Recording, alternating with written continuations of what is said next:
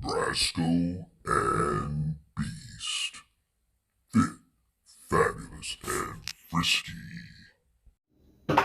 So today I'm going to be examining how to make seitan a little differently than the way I've been learning how to do it. I'm going to be using gluten wheat, some gluten flour, but I'm going to be using the tops and the bottoms of king oyster mushrooms. So you understand what I'm talking about, I've cut the tops and bottoms off these king oyster mushrooms because I'm going to go ahead and save these and slice them into slices so I can make those into planks to save and freeze for, like, chicken or fish planks that I'll flavor a little bit later. But I'm taking all the tops and all the bottoms here, and we're going to grind these up and make these into some meat that we can store and use for later on. And it's going to be a simpler way to create some seitan meat utilizing the gluten flour.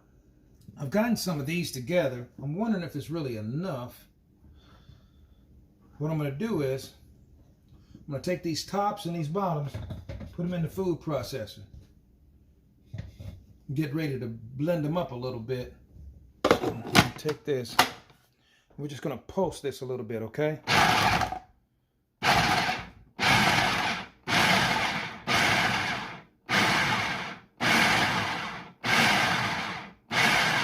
Now the oyster mushrooms have a lot of moisture in them already, automatically. Okay. So this is going to provide us with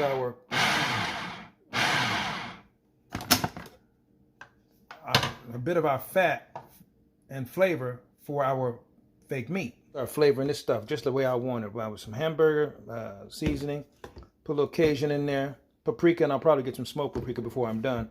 And a touch of seasoning salt, but also some soy sauce. Ooh, I got a couple more pieces here I forgot to include. And there we have it. Put those in there too now. We need it all.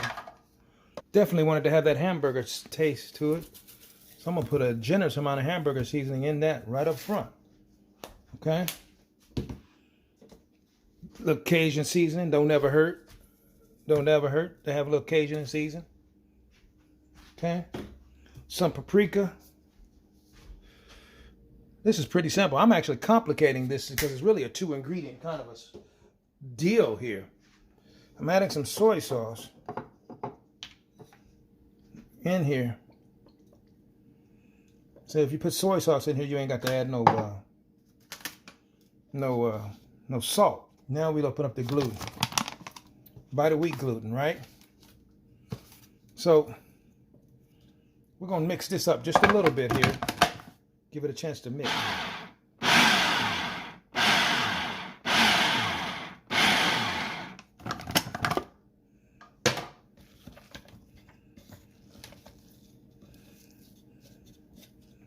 Yeah, we're mixing that up a little bit here.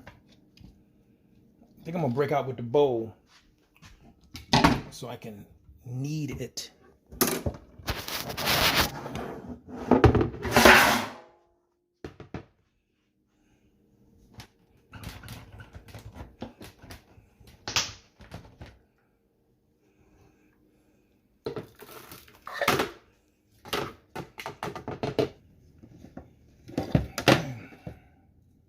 Do this here.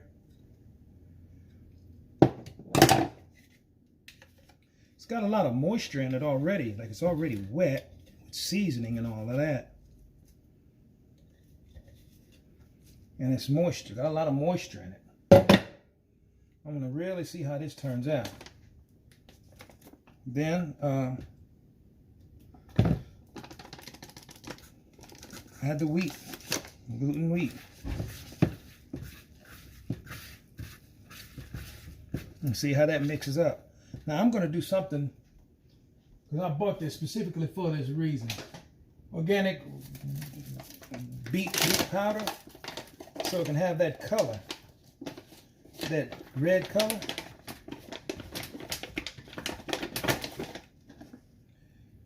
Yeah, we'll put that in there for that red color, for that beefy meat color. And then we need a little bit of apple cider vinegar, I was told, so that it doesn't have that crazy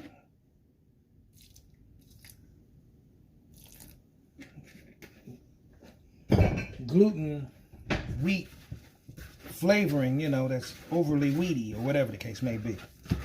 So we're mixing this up here.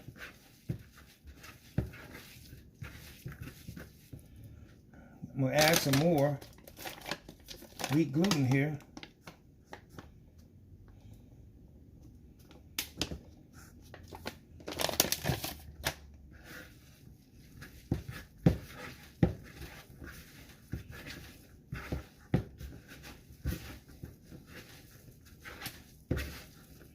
Man, it looks like straight up raw beef. Look at that.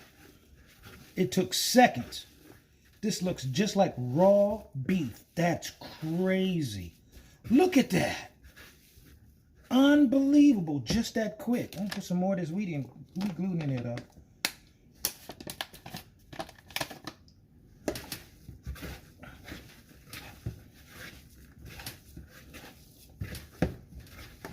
Look at this, folks. Now I'm going to knead it so it can stick together because I want to create. Well, right now I've created hamburger meat. Looks like hamburger meat right now, doesn't it? It's got the little pieces of mushroom in it. It's got the little pieces that mimic the pieces of fat. You can make this into anything after this, you know.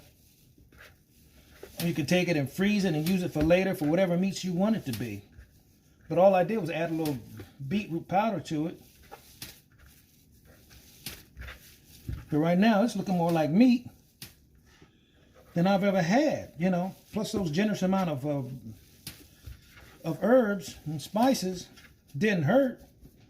Let's put a little smoked paprika in that thing, but I bet he has some liquid smoke. Because don't nothing flavor up like liquid smoke.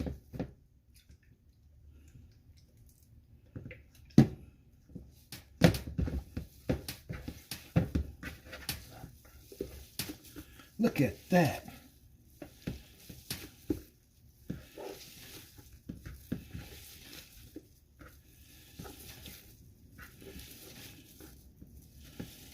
Oh, this is smelling like it's ready to cook. So look, we're going to add some garlic salt to this thing.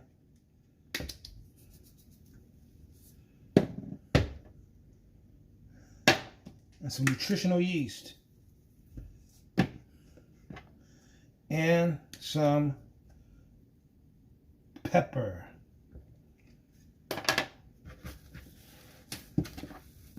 A little bit of molasses on this thing. I'm just eyeballing this shit right now. Just because I've seen other people add these other little things that's supposed to give it a more of a iron type taste to make it even better. So we're gonna try to give it a shot.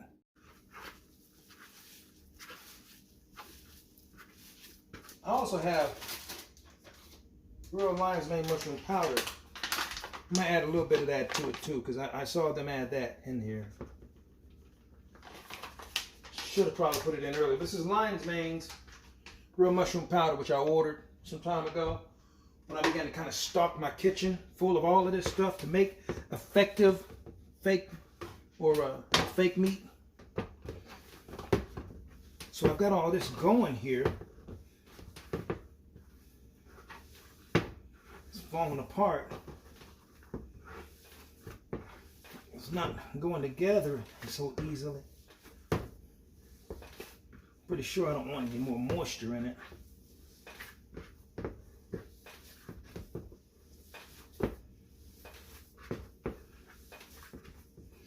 One thing is for sure, it's flavored.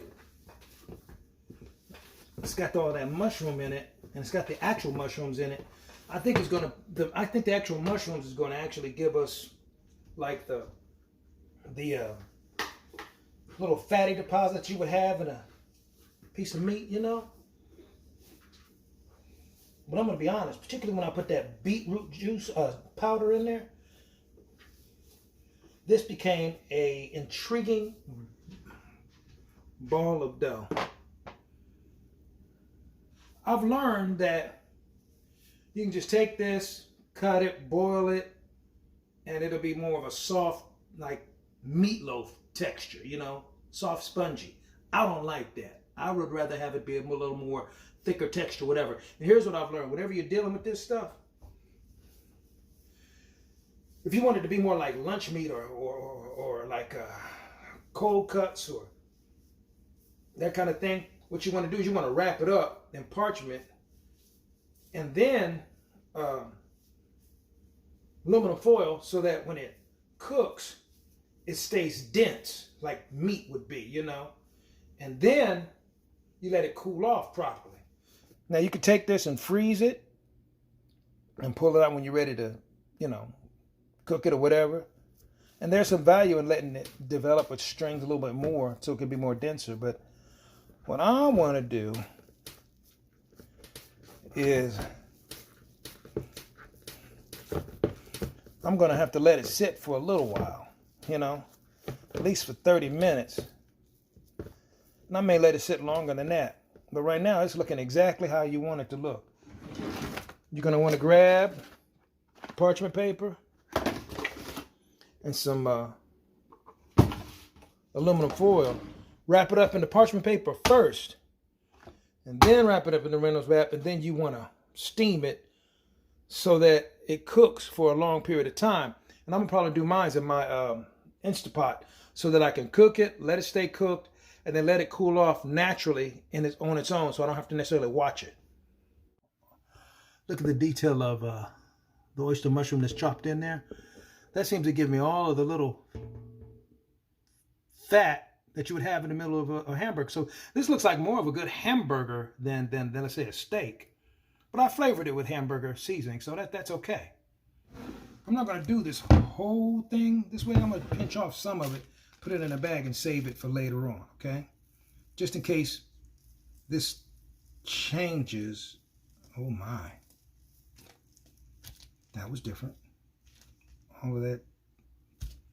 Ooh. I don't know, man. Does that look like meat? Does that look like meat to y'all? Look like ground up beef? I'm pretty sure this will make a hell of a hamburger. I'm gonna put this in here. Save this for a later dish. We'll try something different with it, okay? We're gonna experiment with what we got right here in the pressure cooker. See how that turned out. Take out the parchment paper.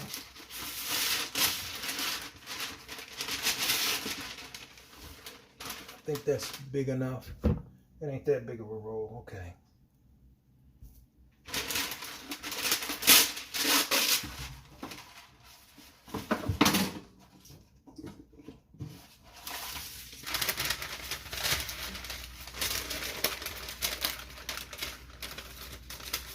So we're going to roll this up.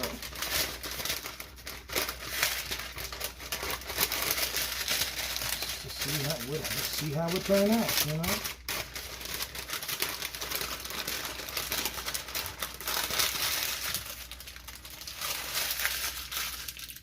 Then we'll get the aluminum foil.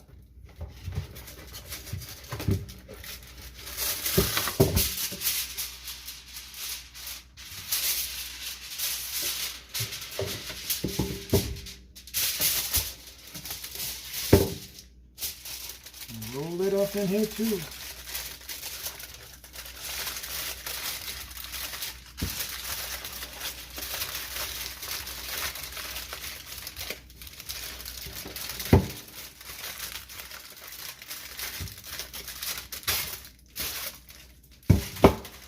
I know I use aluminum foil like a caveman. I know.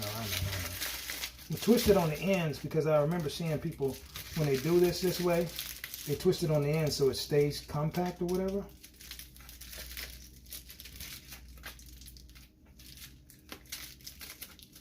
So I'm thinking that after this cooks, you know, I could slice it this way for long pieces, or I could slice it this way, or, you know, do whatever.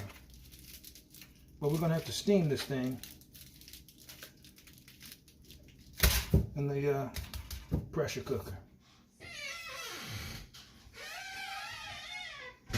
Well, I kind of ran out of time, so I had to go ahead and cook it in the Instapot, and then I had to go to work, so I left it in the Instapot this whole time. I don't know if that's going to ruin it or make it better or worse. I don't know. We're about to find out. It's very important to let it dry. Let it cool off to room temperature. I was told that that's a very important step in this process. So we did do that. Now, one other thing is they said to also simmer it and some stuff. So we'll see how that goes. But right now, we want to take a look and see what kind of a loaf we ended up with right now.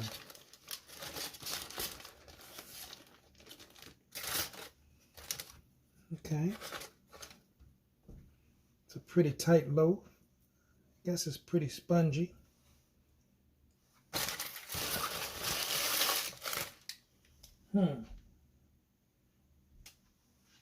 Let's see what we're working with here.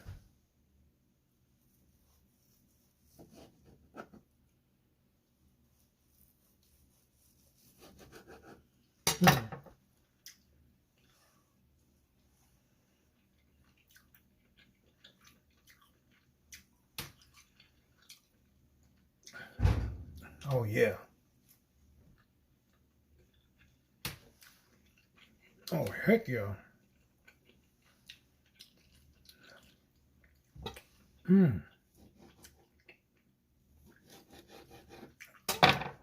Yeah.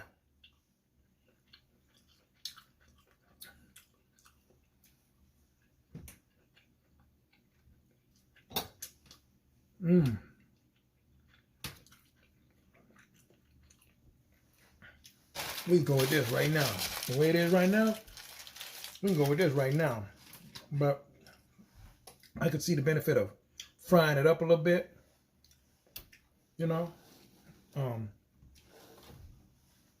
right now, this right here, this low, the texture, when you wrap it up. Now, I could cook it more to get more flavors into it, but I got plenty of flavors in this right now, the way it is. Just a little bit, you know. Look at that meat texture.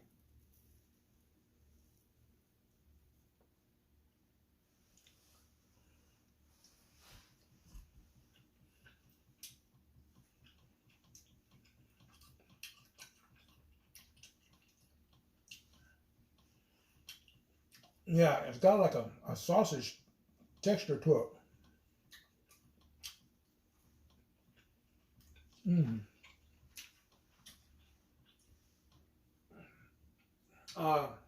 Yeah, I'm ready to eat. We need to go ahead and fix this right now. Brasco and